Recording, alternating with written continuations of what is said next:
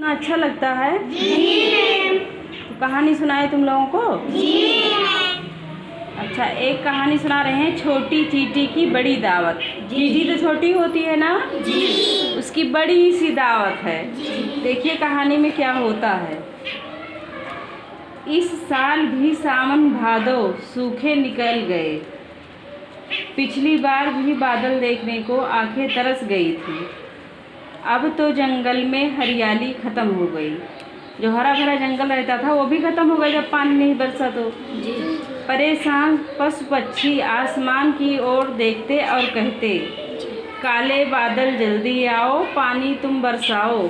क्या कहते थे? काले बादल जल्दी आओ, पानी बरसाओ। और पानी नहीं बरसता था। पर पानी नहीं बरसा तो नहीं बरसा। जंगल के जानवर भूख प्यास से बेहाल हो रहे थे। सभी जानवर इकट्ठा हुए और शेर राजा के पास पहुँचे। अच्छा, सभी जानवर किस चीज़ से बेहाल हो रहे थे? पानी।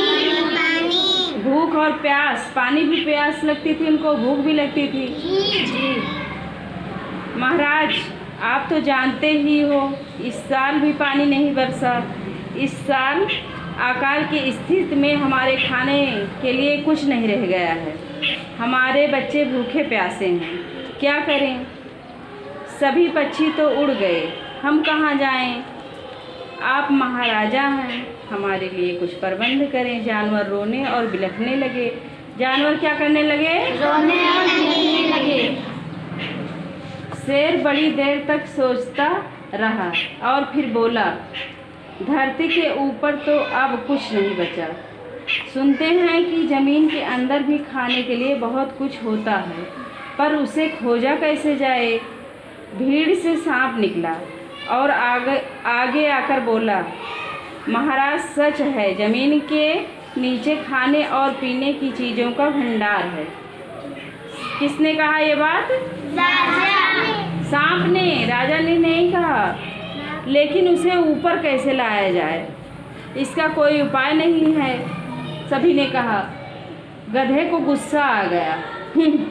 ये कोई बात हुई कि ज़मीन के नीचे खाने का भंडार है? या होगा जब हमें भूखे ही मरना है तो भंडार रहा करे, हमारे किस काम का?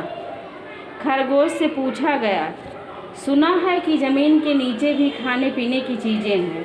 तुम तो सुरंग बना कर रहते हो, तुम तो अवश्य जानते होगे, क्या यह बात सच है? किससे पूछा गया? खरगोश। खरगोश से।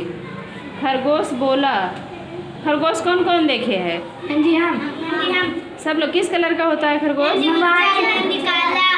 हाँ, बात 16 आने सच है। खरगोश ने कहा, ज़मीन में नीचे तो बहुत बड़ा भंडार है, पर वो हमारे किसी काम का नहीं, क्योंकि उसे बाहर निकालना हमारे बस की बात नहीं है। अब नीचे जो है खाने पीने कैसे बाहर निकाला जाए? छोटी चींटी खुद को दूसरे जानवरों के पैरों के नीचे से आने से बचाने की जुगत लगाते हुए यह बातचीत सुन रही थी। उसने धीरे से कहा, मैं सोचती हूँ कि सबको थोड़ा बहुत बचाकर ज़रूर रखना चाहिए। चींटी ने कहा, यह सोचकर ना जाने कब ज़रूरत पड़ जाए। उसकी बात पूरी होने से ही पहले हाथी और भैंसा गुस्से से बोला, मैं मी रिरियाने वाली इस छोटी चींटी को देखो, हमारा मजाक उड़ा रही है। हमें नहीं सुनना तुम्हारी बकबक। किसने कहा? भैंसा और हाथी ने। शेर को गुस्सा आ गया। शेर राजा था जंगल का। हमारे राज्य में सबको बोलने का बराबर अधिकार है, कोई छोटा बड़ा नहीं है। आप लोग चींटी को अपनी बात तो पूरी करने दो। चींटी जो कह रही है। चींटी ने हिम्मत बटोर कर कहा, मैंने अपने बिल खाने की कुछ चीज़ें बचा कर रखी हैं, मैं उसे लेकर आती हूँ। इस कठिन घड़ी में सभी लोग उसी से काम चलाएं। चींटी अपने बिल की ओर चल दी। यह देखकर इतनी गंभीर घड़ी में भी कई जानवरों की हंसी निकल गई। चींटी को छोटा देखकर ना सोचे कि यह क्या ला कर देगी। सभी सोचने लगे, कहाँ हाथी और कहाँ चींटी की खुराक। कुछ ही देर में चींटी आई और 4 दाने लेकर आई। हाथी ने 4 दाने देखे तो चिंखाड़ कर बोला, ओ चींटी, इन दो 4 दानों से जंगल के सब जानवरों का पेट भरना चाहती हो? किसने कहा? शेर बोला, हाथी जी आप बेवजह गुस्सा कर रहे हैं। तुम ये सोचो इस नन्ही चींटी ने अपने लिए तो कुछ बचा कर रखा था, वो ले आई, और तुम हो कि उल्टा सीधा कह रहे हो उसको। शेर की बात सुनकर चींटी बोली, महाराज हम सभी चींटियों ने कुछ भी अपने बुरे दिनों के लिए बचा कर रखा था, वो कुछ ही देर में आपके सामने हाजिर हो जाएगा। किसने कहा? चींटियों ने कहा। ये क्या, देखते ही देखते हजारों चींटियां कतार बनाकर अपने बिलों के अंदर से खाने की चीज़ें बाहर निकाल कर ढेर लगाने लगीं।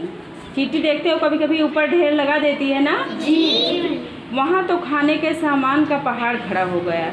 यह देखकर सभी हैरान हो गए, जितने जानवर बड़े बड़े सब लोग हैरान हो गए। सबको भूख लगी थी, जानवरों ने छक कर दावत उड़ाई।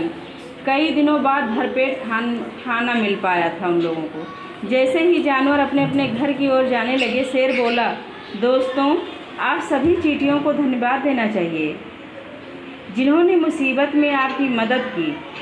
आप सब मुझसे वादा करो, कभी भी किसी चींटी को जानबूझकर पैर से नहीं दबाओगे। सभी ने ये शपथ ली।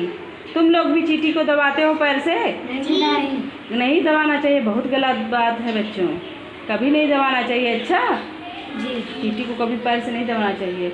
आकाश के बादलों ने चींटियों का परिश्रम देखा और दान देखा, जानवरों की परेशानी देखी। देखते ही देखते काले बादल छा गए और खूब झमाझम पानी बरसने लगा।